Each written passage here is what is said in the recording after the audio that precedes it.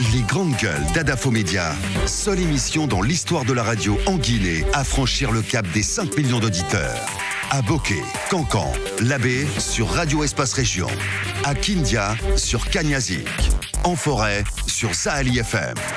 Meilleure émission talk-show panafricaine sur le continent, jamais éditée dans la sous-région. Bienvenue chez les GG. Ici, on ne prend pas de gants.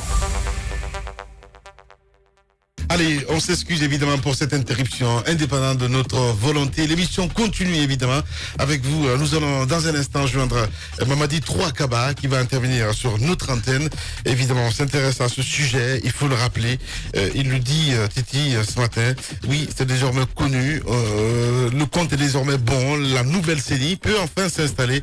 Et en entrant en fonction, le chef de l'État a confirmé hier, par décret diffusé sur les médias publics, les 7 représentants désignés donc par l'opposition, attendu désormais l'élection de l'organe exécutif de la CENI et la proposition donc d'un chronogramme opérationnel en vue de la tenue des prochaines élections législatives. On essaie de comprendre ce matin avec Mamadi Troakaba, président du comité technique de au fichier électoral, monsieur Amadou Damaro Camara, que nous allons joindre aussi dans cette émission.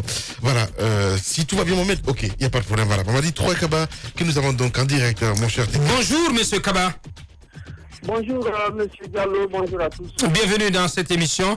Alors, la prochaine étape dans le processus devant conduire notre pays aux prochaines élections législatives, c'est bien entendu le fichier. C'est vrai qu'un travail préliminaire a été fait à ce propos, et ce travail qui a été fait donc par le comité d'audit que vous avez eu l'honneur de présider.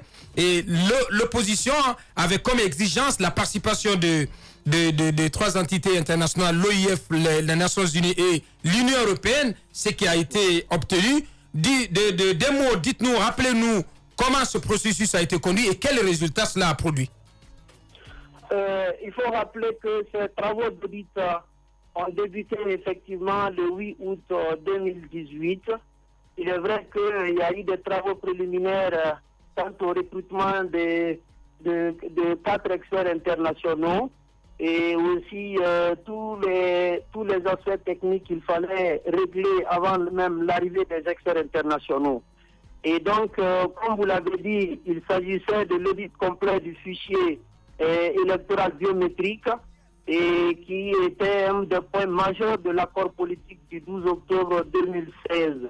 Et comme vous l'avez aussi rappelé, c'est que c'est une exigence parce qu'il a été convenu entre les acteurs politiques que les seules élections qui pouvaient se tenir sur la base du fichier actuel, ce sont les élections communales passées. Et donc, les législatives et présidentielles prochaines devraient se tenir sous la base d'un fichier ACENI. Et c'est à cette occasion que un comité technique a été créé par décision de monsieur le président de la CENI.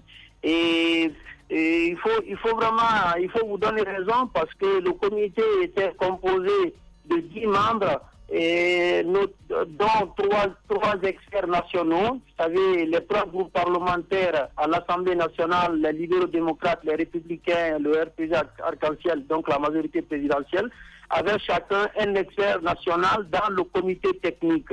Les partenaires, l'Union européenne, l'OIF et le PNUD, aussi étaient représentés, et la CENI, avec 2 commissaires, l'administration du territoire qui assurait la vice-présidence et la société civile que j'ai représentée, donc, qui assurait la présidence.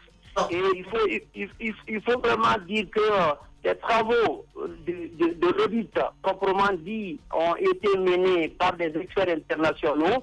Et comme pour dire que ce fut un travail dans une indépendance absolue, parce que le comité technique que nous on représentait ne devait nullement interférer dans les travaux des experts internationaux. Bien. Mamadi Troakaba, il faut le rappeler, un président du comité technique du office électoral que nous avons en direct. Allez-y. Est-ce qu'à l'issue de tout ce travail, vous, en tant qu'expert indépendant, vous pouvez quand même dire à l'opinion nationale que ce fichier, contrairement aux accusations venant de certains politiques, que ce fichier est propre et transparent? Oui, je peux vous rassurer que l'audit qui a été mené fut un travail indépendant, un travail transparent. Ça, j'ai pu vous le garantir. Mais vous savez, quand on parle de fichier électoral, c'est de parler du registre des électeurs. Et comme cela a été un consensus ou un accord même entre les acteurs politiques, il fallait se rassurer de la fiabilité de ce fichier. Et d'où donc l'audit. Maintenant, est-ce qu'il faut dire les conclusions ou les recommandations qui ont été faites après cet audit?